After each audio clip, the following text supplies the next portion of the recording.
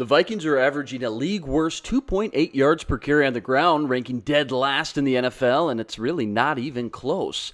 However, the opposite is true for the offense when they run out of their new wrinkle. That's right.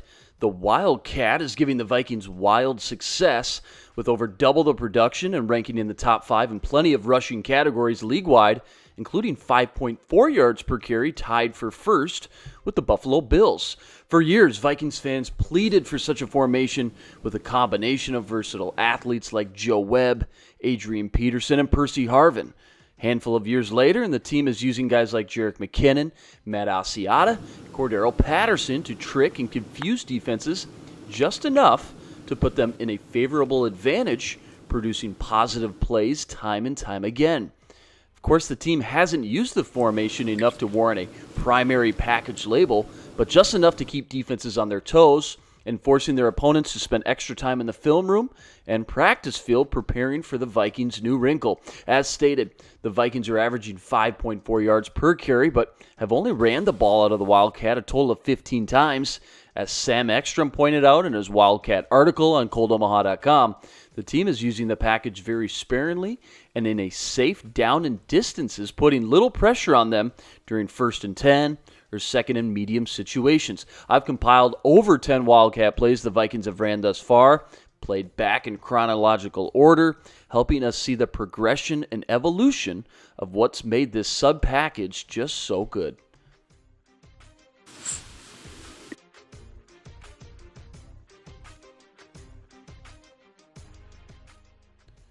Since the beginning, the Vikings Wildcat formation and fundamentals start and end with Jerick McKinnon.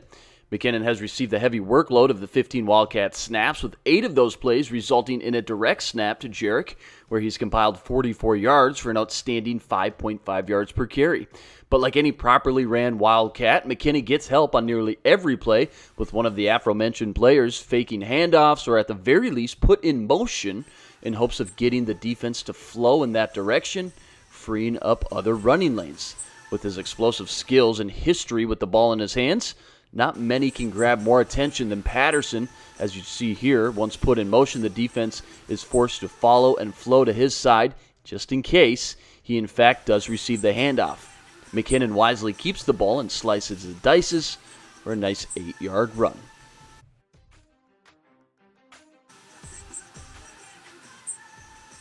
Another direct snap to McKinnon here in Philly, and this time McKinnon has good blocking up front with 2 effective double teams at the point of attack, as well as fullback Zach Line in front of him. McKinnon sees the one lane directly in front of him, but does a great job of first showing outside, forcing the freed linebacker Jordan Hicks to follow him and get squeezed into the traffic. McKinnon then explodes back into the middle lane for a gain of close to 10 yards. A great play, top to bottom, with good blocking up front, and great patience and vision from McKinnon to fool the linebacker before accelerating back into the wide-open running lane. Now down to the red zone and near the goal line, it's Matt Asiata's turn with his more physical style approach. In a full house look with Red Ellison and Zach Line leading the way, Asiata also gets help from a pulling Brandon Fusco. The blockers do a good job up front to give Asiata one good hole, and from there, Asiata puts his foot in the ground to make one good cut and grind his way forward using his momentum to bounce off a would-be tackler. And just like that, the Vikings have another effective play from the Wildcat on the ground with a 7-yard rush.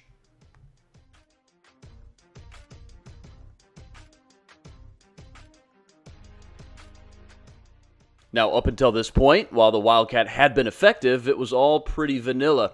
Enter some razzle-dazzle here against Detroit when Matt Asiata takes the direct snap and pitches it back to a reversing Stephon Diggs.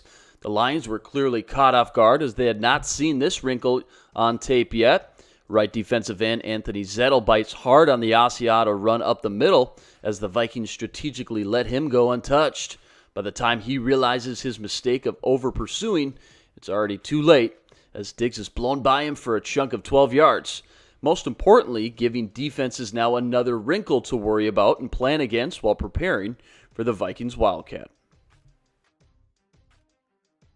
Breaking down the proper Wildcat read option handoff, the primary ball carrier, in this case McKinnon, is looking at the defensive end to dictate whether he's going to hand the ball off or keep it himself.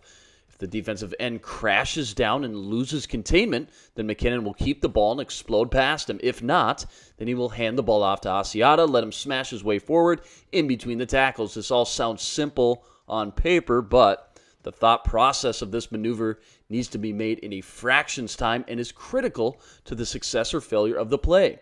McKinnon's instincts take over as he notices linebacker Trent Murphy crashing down too hard to stop Asiata. McKinnon then keeps the ball and gashes his way for 13 yards.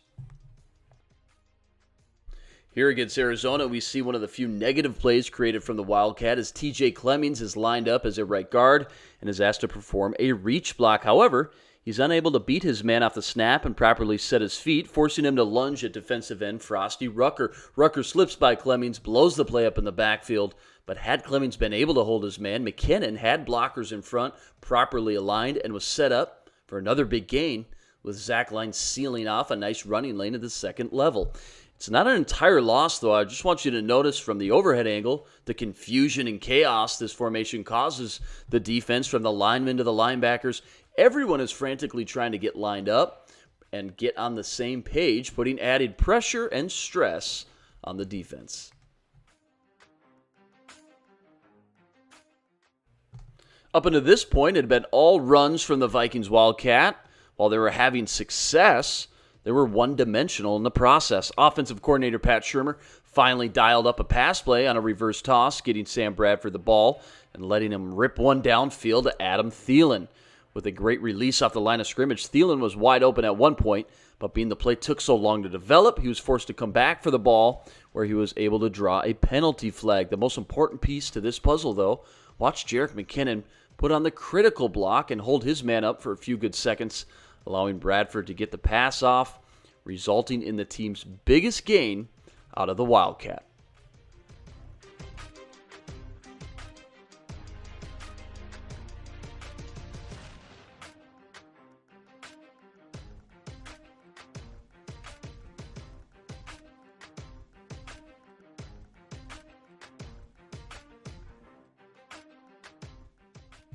Lastly, getting back up to speed with the most recent Wildcat play during Thanksgiving. Tell me if you've seen this one before.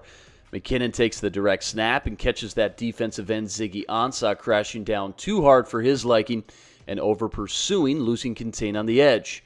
For such an explosive and quick player like McKinnon, that's all he needs to swing around him and go untouched for a gain of 10 yards. The Wildcat package is having some huge success, nearly doubling the team's average in yards per carry and even yards per play. With little to lose and a whole lot to gain, it's time for Mike Zimmer to give the green light for a heavy dose of the Wildcat as the Vikings look to gain some momentum for their late season playoff push.